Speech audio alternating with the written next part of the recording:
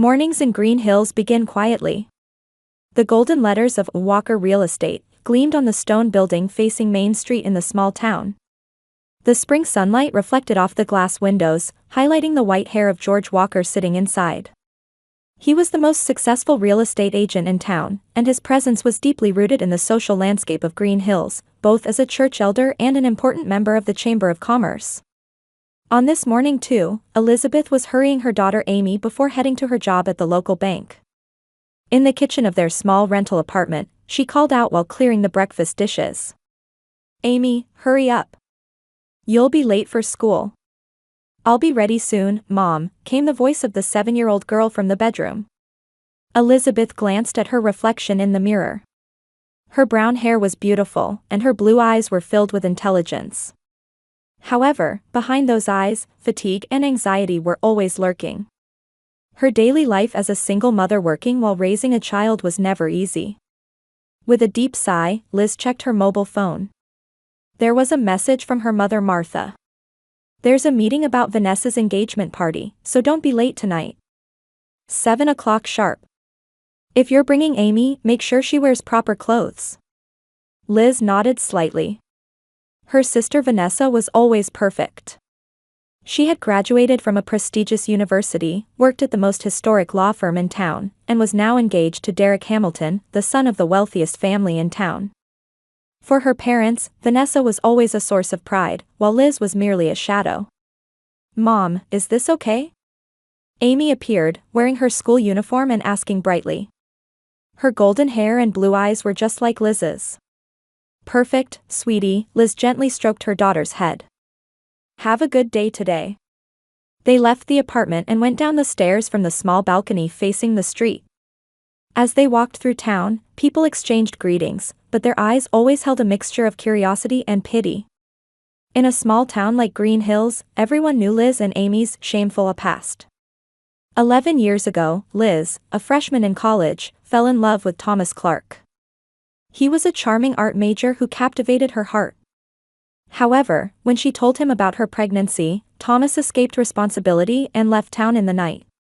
Liz dropped out of college, returned home, and gave birth to Amy under the strict surveillance and condemnation of her parents. Disgrace. This was her father George's word. To have a child out of wedlock in our family. Martha worried about her position in society, while Vanessa secretly rejoiced in suddenly being able to monopolize her parents' attention. Liz hugged Amy in front of the bank. "Go to Grandma's house after school. I'll come pick you up." "Mom, I don't like Grandma's house," Amy said in a small voice. "Everyone looks at me funny." Liz felt her heart tighten. Her daughter was sensitive and could feel her place in the Walker family. Her grandparents and aunt were outwardly kind to her, but they always called her that child, excluded her from family photos, and compared her to Vanessa's success. "It's okay, you're a strong girl," she hugged her daughter. "Do your best today." As Liz opened the glass doors of the bank, she felt anxious about tonight's family gathering. Vanessa's engagement was the talk of the town, and the wedding was set to be a major social event. Liz and Amy were expected to participate as supporting roles, but she knew that all her parents and Vanessa really wanted was for them to remain inconspicuous. In the afternoon, there was a call from Martha. "Elizabeth, Derek's parents will be there tonight too, so be especially careful. If you're asked questions, talk about your situation as little as possible." Liz took a deep breath. "I understand, Mother." At 7 o'clock, Liz and Amy arrived at the Walkers' large white house. Martha greeted them at the entrance. Her gray hair was perfectly set, and a pearl necklace gleamed at her neck. "You're late," Martha said without looking at Liz. Then, looking at Amy, she forced a smile. "Good evening, Amy. There are suites in the dining room." Liz entered the house with slumped shoulders. The living room was filled with elegant people. Vanessa and Derek shone in the center. "Oh, Elizabeth," Vanessa said with a superficial smile. "You came. And Amy, lovely." Liz nodded silently. In this house, she always lost her words.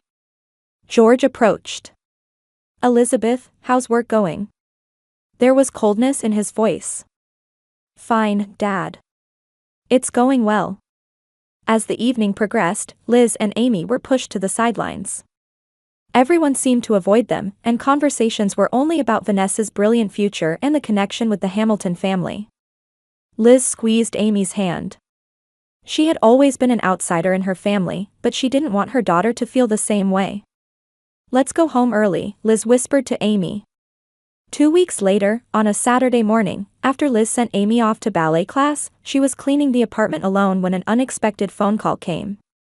"Elizabeth, I want you to come to the house this afternoon." George's voice was strict and in a tone that allowed no argument. "We have important matters to discuss." "You don't need to bring Amy." Liz agreed obediently despite feeling anxious. "All right, Dad. Is around 2 okay?"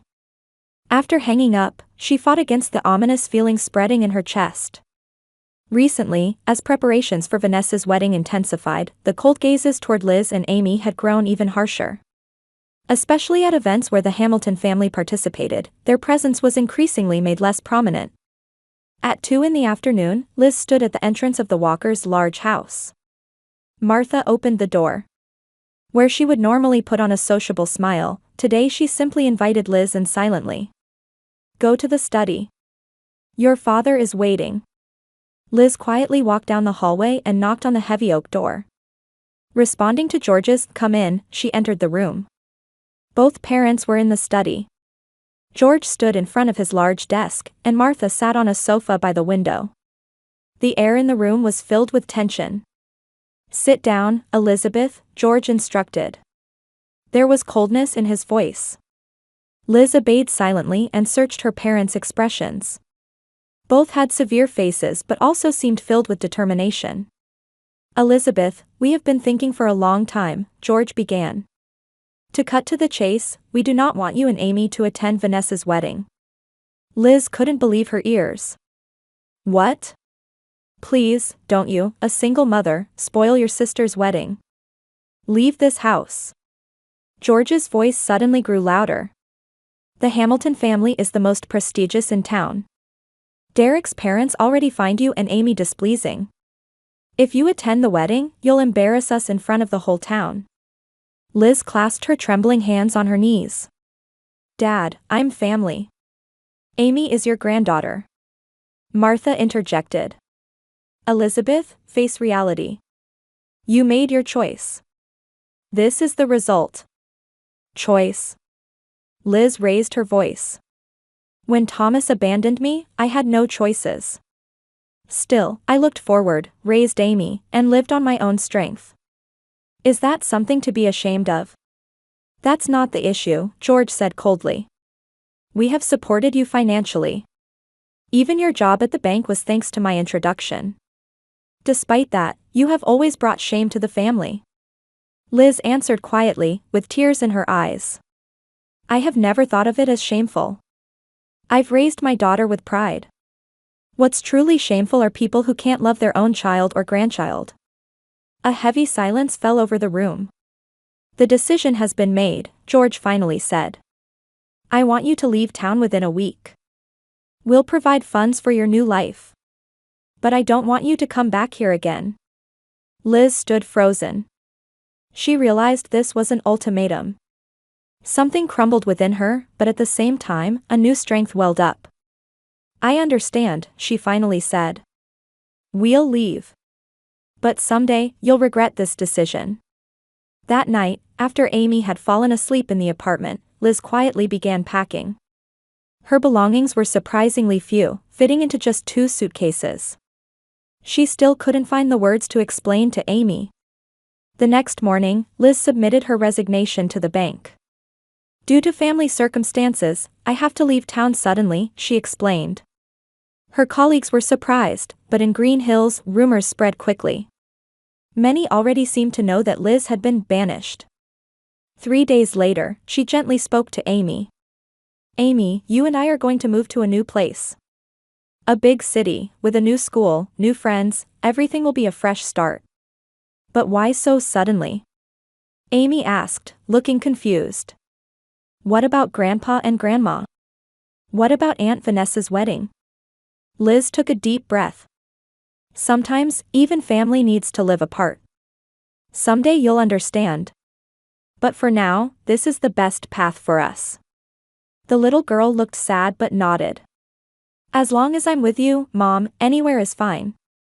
At those words, Liz hugged her daughter tightly. You make me strong.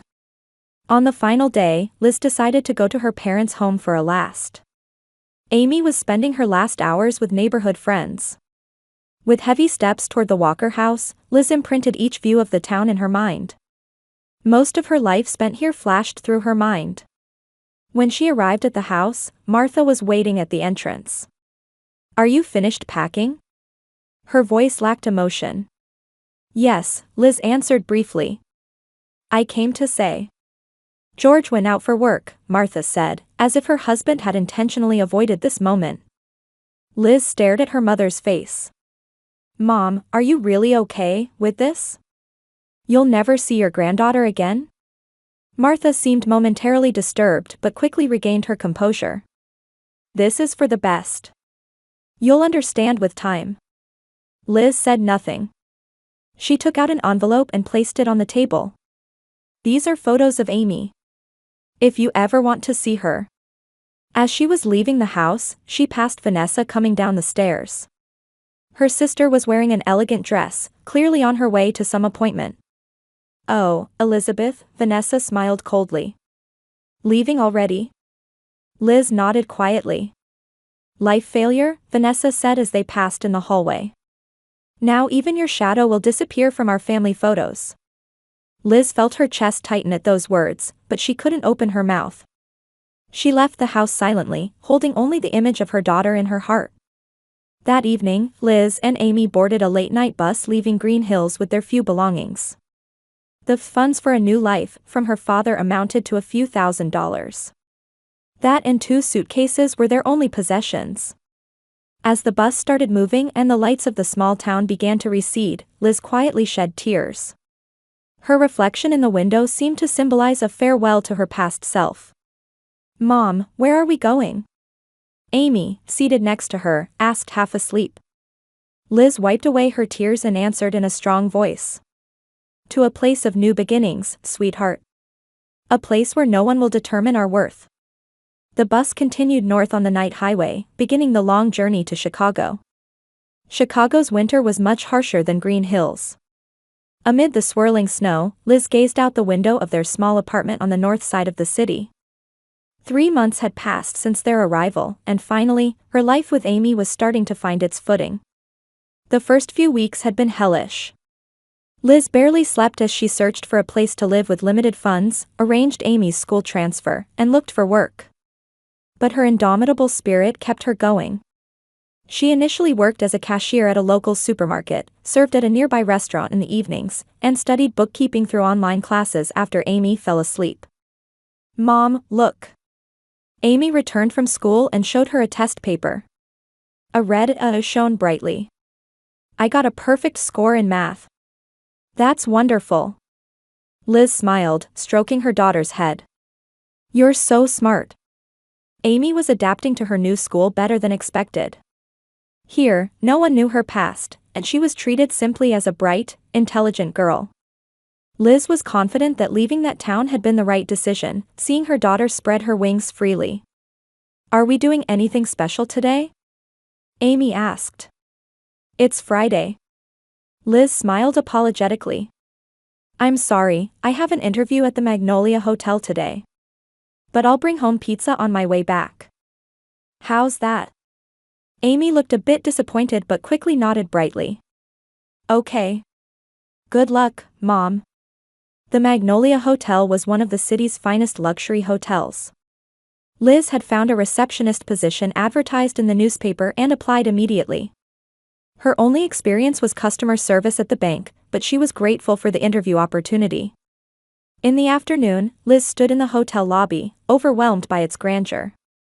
Crystal chandeliers, marble floors, and elegantly behaving staff. She approached the interview nervously but determinedly. Ms. Walker, your background is in banking, the interviewer said, reviewing her resume. Yes. I worked in customer service and as a cashier for 7 years, Liz answered confidently. I'm confident in my ability to remain calm in any situation. The interview progressed smoothly, and Liz proudly presented her skills and experience. Surprisingly, her experience at the small bank in Green Hills became her strength. Can you start next week? The interviewer smiled. We've been looking for someone like you. Liz couldn't hide her surprise and joy. Of course. Thank you. The new job transformed her life. The salary was nearly double her previous pay, and the hours were regular. Amy could participate in after-school programs, and Liz could quit her evening part-time job. Their lives slowly but surely stabilized. About a year after starting work at the Magnolia Hotel, Liz was working at the front desk one day. Late in the afternoon, a man in an expensive suit hurriedly entered. I'd like to confirm my reservation. Michael Bradford, his voice was calm, but fatigue showed in his eyes. Liz checked the computer. Mr. Bradford, we've been expecting you. Your suite is ready, but there's one thing I need to confirm. She frowned while looking at the screen. Your conference room reservation is for tomorrow at 10 a.m., but it seems there's another booking at the same time. The man looked confused. That's impossible.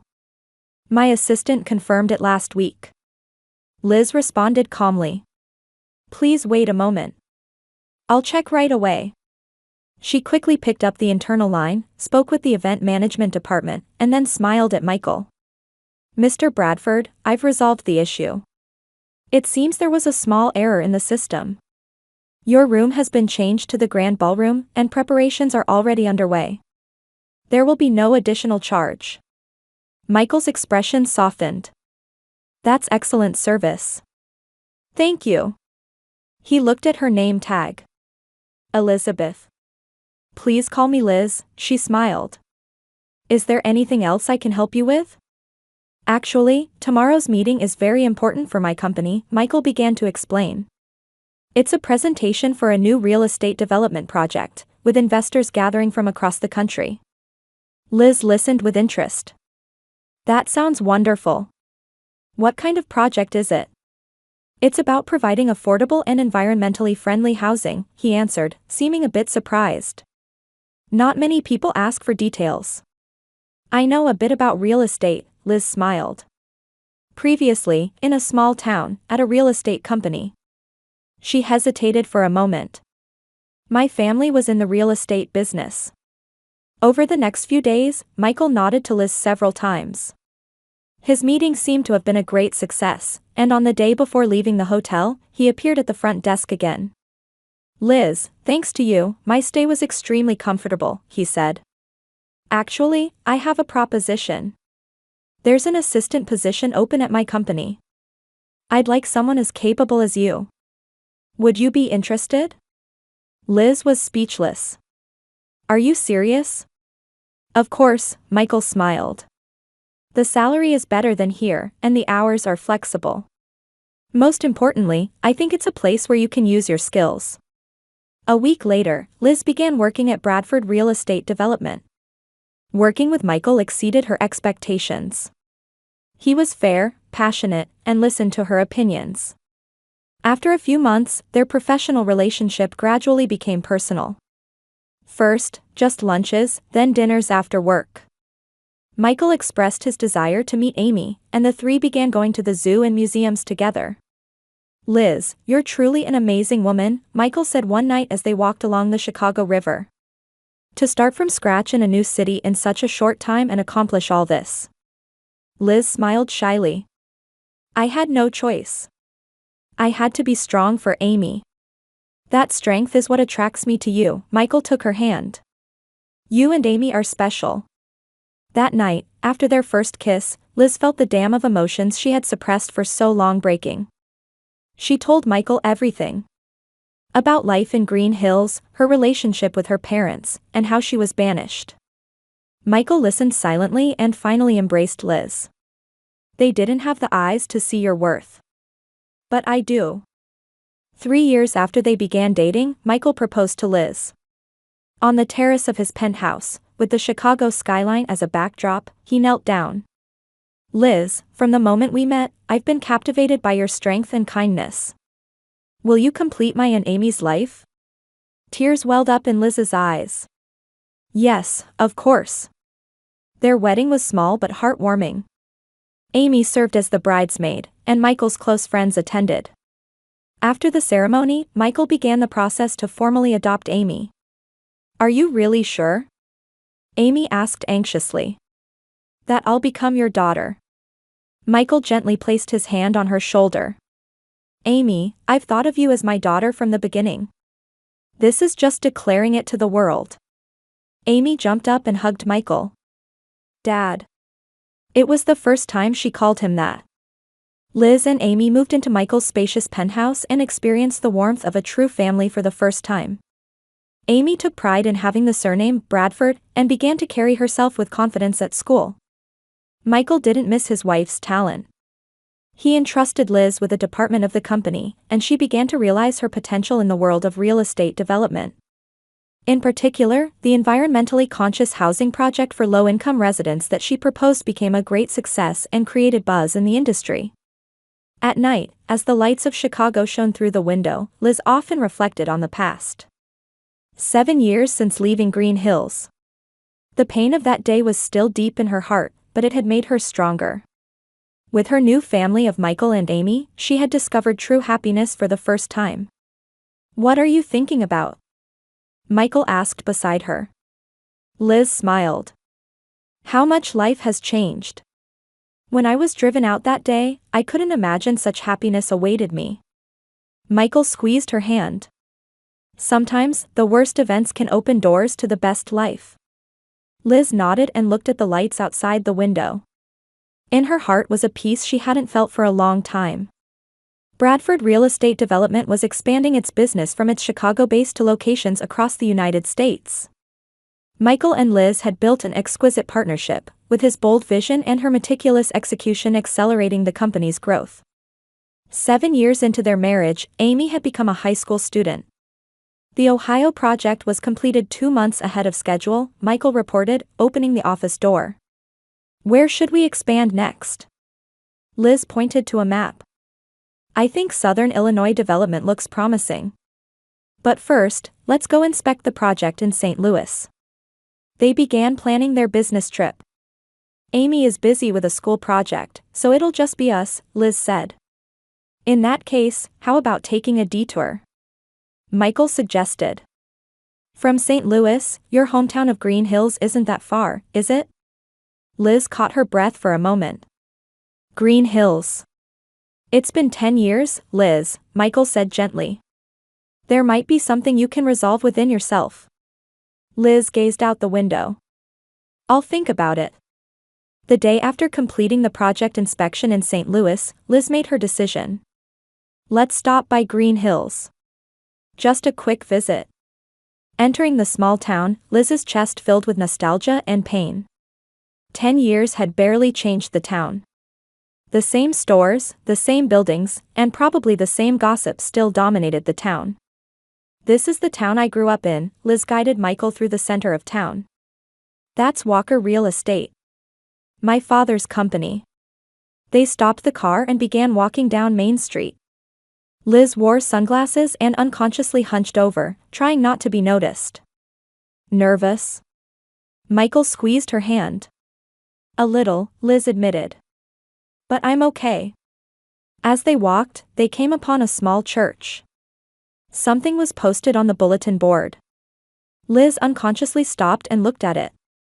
And the color drained from her face. Michael. She pointed to the bulletin board with trembling fingers. There was a notice for Elizabeth Walker Memorial Service, posted, using a photo of Liz from her younger days.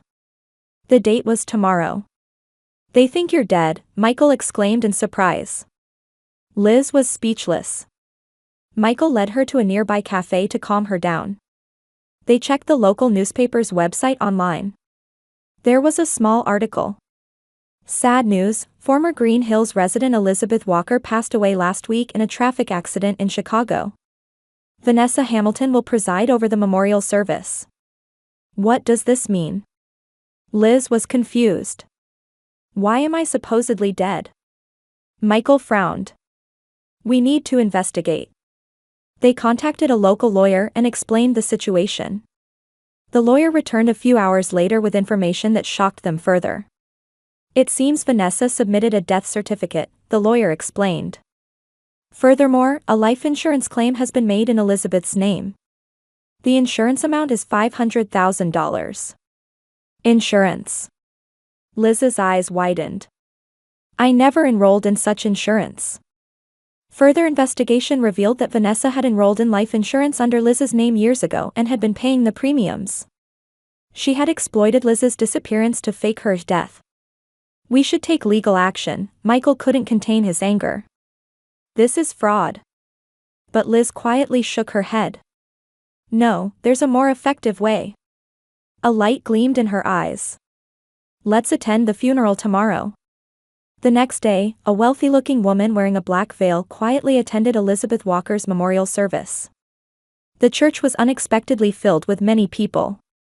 George and Martha Walker sat in the front seats, along with Vanessa and her husband Derek. The pastor began the ceremony, and Vanessa stepped forward to speak.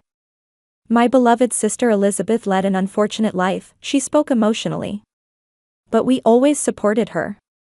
Even before she finally went to Chicago, we tried to dissuade her. Sympathetic sighs spread through the venue. George and Martha pressed handkerchiefs to their eyes. Now, she is in a peaceful place, Vanessa continued. Her life was a tragedy, but she was saved by death. Liz slowly stood up. From the back of the hall, she lifted her veil. I am alive. Her voice echoed throughout the church. The venue erupted in commotion. People turned and stared at Liz. Vanessa froze like stone at the podium. The blood drained from George and Martha's faces. Liz walked toward the front with composed steps. I'm sorry to surprise you, she addressed the congregation. But the opportunity to attend your own funeral doesn't come along every day. She stood beside Vanessa. I did indeed leave this town 10 years ago. However, it wasn't a voluntary choice. I was banished by my family. Told don't let you, a single mother, spoil your sister's wedding, and ordered to leave this house. The venue fell completely silent. Liz continued. I certainly struggled. But I have never led an unfortunate life. I was banished by my family and raised my daughter alone. And now, I am the wife of Michael Bradford and co-manager of Bradford Real Estate Group. At Liz's signal, Michael entered from the church entrance. He stood beside Liz with dignified steps. And this is my real family, Liz said. We are bound by love and respect. I didn't come back here for life insurance money. I came to tell the truth. Vanessa turned pale, and Martha was in tears. George just sat there stunned. Liz quietly continued. I am far more alive than those who tried to claim me dead for insurance money. And I'm living a life filled with love. She took Michael's hand. Now, let's go home. Our family is waiting. As they were about to leave the church, Martha stood up and called out in a trembling voice. Elizabeth, wait. But Liz didn't look back. A month passed. The small town of Green Hills was shaken by a major scandal. The local newspaper reported on the Walker family's attempted insurance fraud, and in social circles, no one mentioned Martha's name anymore. George's Walker Real Estate lost customers and struggled with debt. Those who had once been central figures in the town were now avoided by everyone. Ironically, they had brought upon themselves the very shame they had feared most. Vanessa faced an investigation from the State Bar Association and was in danger of losing her law license. Her husband Derek, unable to bear her lies, had filed for divorce. The Hamilton family had severed ties with her, and she had completely lost her former shine. Back in Chicago, Liz and Michael returned to their lives. Amy was busy preparing for college and was fascinated by her parents' adventure. Mom, what will happen to Grandpa and Grandma? Amy asked one day. Liz was silent for a while. I don't know. But it's the path they chose. Actually, after achieving her revenge, Liz surprisingly felt a sense of emptiness. She may have won, but the taste of victory was different from what she had imagined. Sometimes at night, she would secretly cry. "What's wrong?" Michael noticed her tears one night. "I might be strange," Liz confessed. "I should feel angry toward them, but somehow I feel sad." Michael embraced her. "That's because you have a kind heart. Continuing to hate only binds yourself." At his words, Liz felt something release within her heart. A few weeks later, Liz made up her mind and wrote a letter. "Dad, Mom. I have learned to forgive you. It comes not from weakness, but from strength. I've learned that real family is not bound by blood, but by love and respect. I hope someday you'll understand." There was no reply. However, 2 months later, a small package arrived.